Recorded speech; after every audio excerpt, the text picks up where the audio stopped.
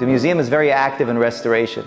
And when we went to Israel, we saw the state of the graves on Hazetim, on the mountain of Hazetim. This is the mountain facing the old city of Jerusalem. Over there was 40,000 graves that were desecrated by the Jordanians for the 19 years that they controlled it. And they stayed in desecration till today. So we went and we restored over 200 graves already on Hazetim. There's so many more thousands of graves on that mountain of our community that we must restore. But we're taking them from rubble, from just a stone, going back to manuscripts and looking for where the location of the graves are. Somebody went there about 80 years ago and he documented all the graves on the mountain, and he wrote, in this row all these graves exist, in the next row, and so on and so forth. And we've restored over 200 graves. It's a sight to see the mountain is in rubble, that all of a sudden you see these brand new graves pop up that people had been buried 100, 150 years ago. This is an example of what the graves look like before the museum comes to restore. Look at this spot here. See this number 5? This is the 5th spot on our list to restore. I was approached a few years ago actually by a good friend, Rabbi Raymond Sultan. He offered me what I thought was a opportunity of a lifetime.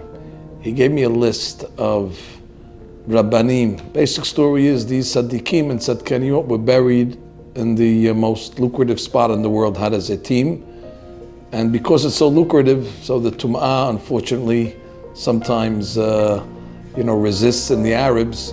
Over the years, desecrated the graves of the Tzaddikim. They presented to me an ability to restore the graves. That means to put a new stone, to put exactly the wording that was on the original stone. Baruch Hashem, the museum had the zechut of restoring this grave.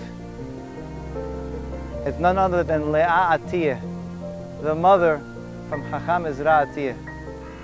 And Rabbi Eli Manso from our community, our great rabbi, paid for the restoration of this grave. My rabbi was Hacham Baruch Alav Shalom, and his rabbi was Hacham Ezra Atiyah Alav Shalom, the Rosh Yeshiva Purat Yosef. So I saw on the list the mother of Hacham Ezra Atiyah was available, and I asked Rabbi Raymond, can I restore the grave? He says, yeah, it's yours, and I jumped on it. I do believe that by restoring the graves of the tzaddikim, besides the mitzvah of it, but I do think that the tzaddik or the tzaddiket then becomes an advocate for the person that restored the grave. It's a sa'ar, it's an anguish for the niftar that the grave is desecrated. We have issues, we want to make parnasah, we have children that want to get married, we want to have beracha, security.